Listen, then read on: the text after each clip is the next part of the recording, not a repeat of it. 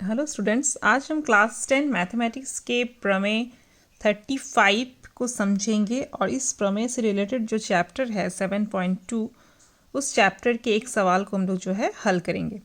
ठीक है, तो सबसे पहले हम लोग प्रमेय 35 को समझने का कोशिश करते हैं। तो देखें कि इस प्रमेय में क्या कहता है। कहता है कि एक ही वृत्तांश में स्थित कोणों का मान समान होता है।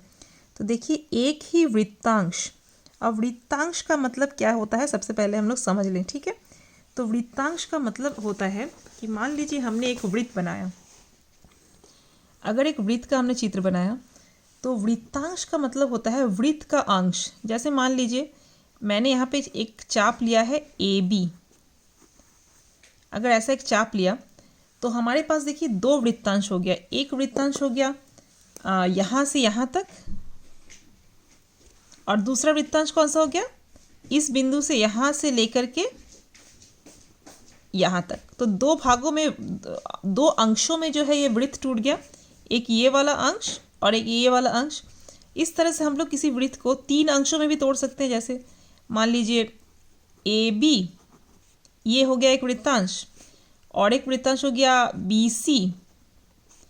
ठीक है, और एक वृत्तांश कौन सा हो गया AC। तो इस तरह से तीन अंशों में भी हम लोग तोड़ सकते हैं। ठीक है, तो इसको कहते हैं वृत्तांश, मतलब वृत्त का अंश।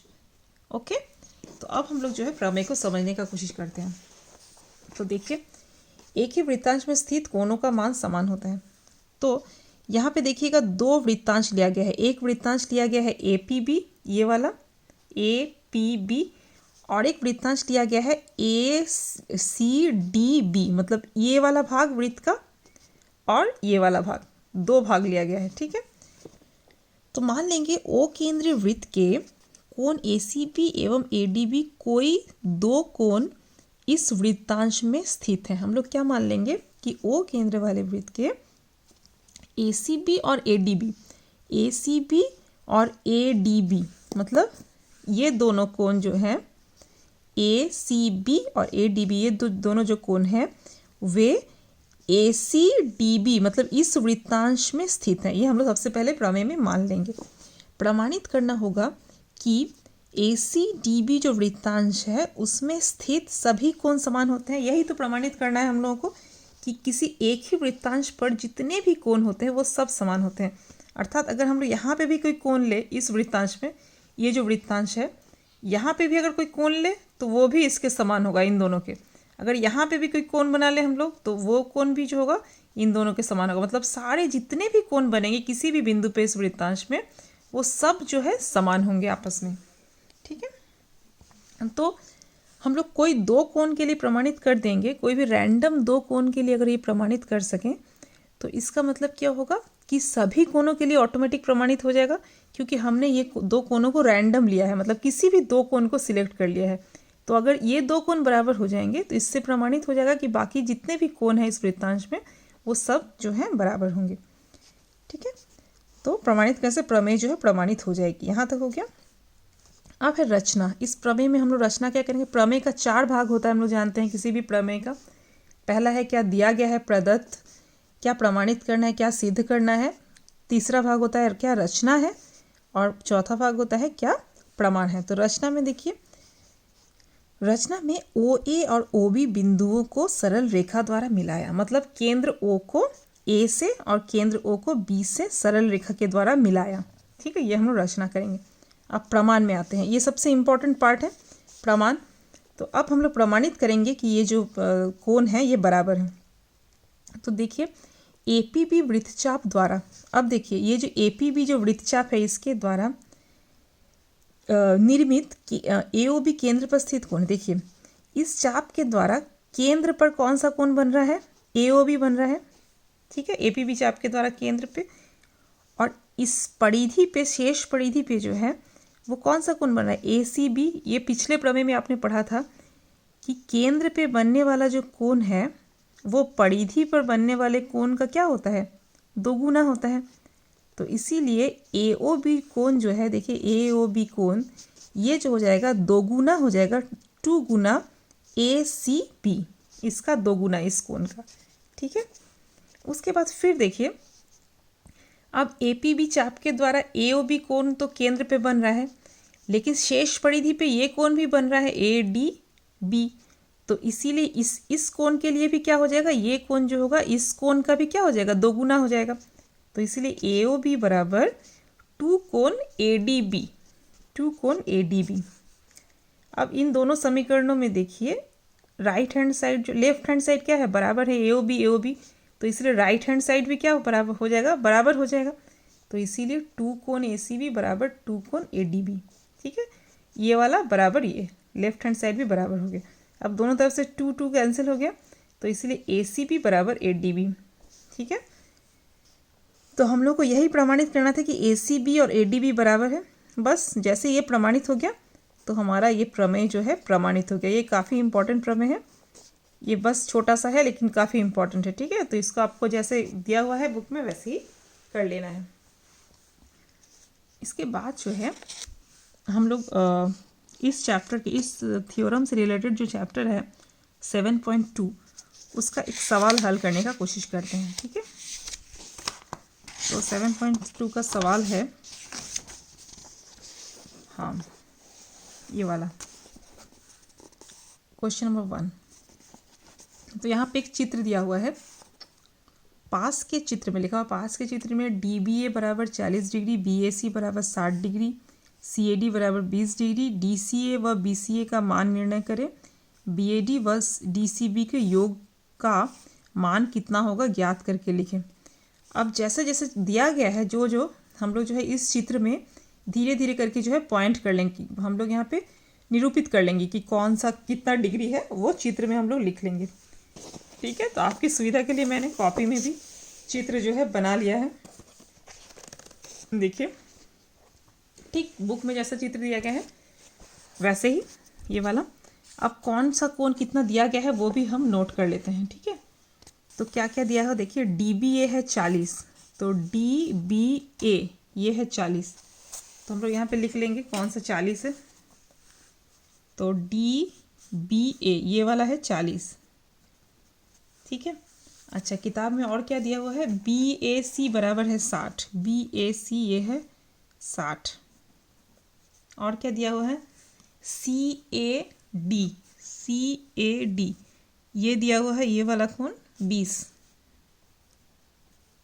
ठीक है, तो हम लोग जो है क्या क्या निकालना है, एक निकालना है DCA व BCA का मान निर्णय करें।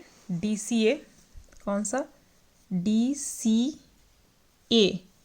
ये वाला का मान निर्णय करने बोला है, और बोला है BCA का मान निर्णय करें। BCA मतलब इसका भी हम लोग का जो है मान निर्णय करना है। और BAD व DCB का योग, और BAD ये कोण और DCB ये कोण, मतलब ये कोण और ये कोण, इन दोनों का योगफल भी ज्ञात करना है। ठीक है, तो जो कुछ दिया गया है या हम लोग जो कुछ जानते हैं उसके हिसाब से धीरे धीरे आगे बढ़ते हैं।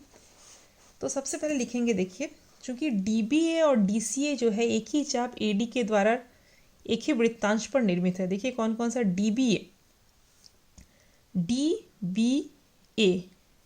और DCA, ध्यान दीजिए ये जो दोनों कोण है, ये दोनों कोण, ये वाला और ये वाला, ये दोनों कोण देखिए इस AD चाप के द्वारा निर्मित है। इस AD चाप के द्वारा वृत्तांश में, एक ही वृत्तांश में, देखिए ये वाला बड़ा वाला जो वृत्तांश है यहाँ तक, इस छोटे चाप के द्वारा एक कोण है ये और एक कोण है ये वाला। तो ये दोनों ही कोण जो है इस चाप के द्वारा एक ही वृत्तांश में निर्मित है। इसीलिए अभी अभी जो प्रमेय पढ़े हैं कि एक ही वृत्तांश पर जितने भी कोण बनते हैं एक चाप के द्वारा, वो दोनों क्या होते हैं, बराबर होते हैं। तो इसीलिए इस कोण का मान इस कोण के मान के बराबर हो जाएगा, इसीलिए इसका मान हो जाएगा 40 डिग्री। ये 40 है तो ये भी 40 हो जाएगा। तो हम लोग लिख लेंगे कि चूंकि DBA कोण DBA एवं कोण DCA एक चाप AD द्वारा एक ही वृत्तांश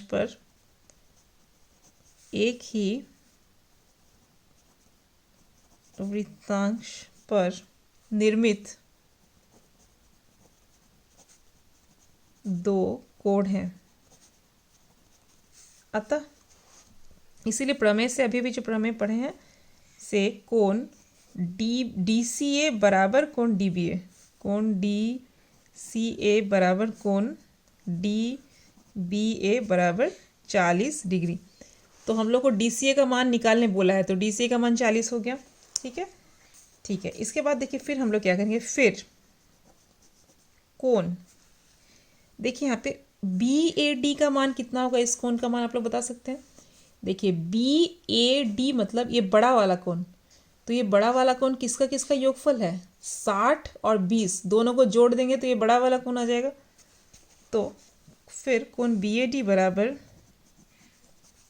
60 डिग्री प्लस 20 डिग्री बराबर 80 डिग्री। ठीक है, ये कोण हो गया 80 डिग्री। अब त्रिभुज क्या करेंगे, त्रिभुज ए बी डी में अब आता त्रिभुज ए बी डी में देखिए, तो त्रिभुज ए बी डी, इस त्रिभुज में थोड़ा ध्यान दीजिए। एक किसी त्रिभुज में तीनों कोणों का योगफल कितने डिग्री का होता है, 180 का। तो ये वाला कोण कितना है, ये है 60 + 20 मतलब ये बड़ा वाला ए कोण, ए बड़ा कोण जो है ये है 80, ये है 40। तो ये वाला कैसे निकालेंगे हम लोग, क्योंकि तीनों को जोड़ने से 180 आना चाहिए। तो ये कोण हो जाएगा 180 में से घटा देंगे, इन दोनों को जोड़ के, इन दोनों को जोड़ के 180 से घटा देंगे तो हमको ये कोण आ जाएगा ए डी बी। ठीक है, तो त्रिभुज ए बी डी में कोण ए बी डी बराबर ए डी बी बराबर 180 से घटा रहे हैं 180 माइनस 80 + 40 बराबर 180 डिग्री माइनस 80 + 40 मतलब 120 डिग्री बराबर ये कितना आ जाएगा, 60 डिग्री। ओके, अच्छा अब देखिए, अब फिर से देखिए ए डी बी और बी सी ए, देखिए ए डी बी और बी सी ए। अब देखिए ये कौन से चाप के द्वारा, अब देखिए ए बी चाप के द्वारा, ये जो ए बी चाप है इसके द्वारा इस वृत्तांश में देखिए दो कोण बन रहा है। एक ये कोण बन रहा है ए डी बी और इस चाप के द्वारा और एक कोण बन रहा है ए सी बी। इस वृत्तांश में, एक ही वृत्तांश में दो कोण बन रहे हैं, तो इसीलिए एक ही वृत्तांश में दोनों कोणों का मान क्या होता है, अभी अभी जो प्रमेय पढ़े हैं एक ही होता है, दोनों कोणों का मान बराबर होता है। तो इसका मान हम लोग अभी अभी 60 निकाले हैं, ए डी बी का मान, तो ये भी कितना हो जाएगा, 60 हो जाएगा। तो लिखेंगे चूंकि कोण ए डी बी एवं कोण B C A D B एवं बी सी ए चाप ए बी द्वारा एक ही वृत्तांश